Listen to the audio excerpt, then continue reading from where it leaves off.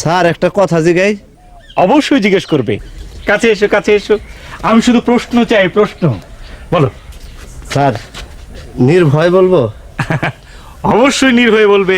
Sir এটার মধ্যে কি মানুষ রাখা যায়? মানুষ রাখা যায় মানে? মরা মানুষ রাখলে কয়দিন টিকবো? মরা মানুষ রাখার দরকার কি? না মানে ধরেন কেউ যদি শখ করে রাখে, মানুষের শখের তো সীমা নাই। স্যার কইছিলাম না এটা একটা বিরাট ফাইজলামি করতেছে। স্যার আমি কি ফেল? তুমি ফেল না, তুমি বহিষ্কার। স্যার ওর মাথার মধ্যে দুইটা ইট দিয়া ঘুরান দেই।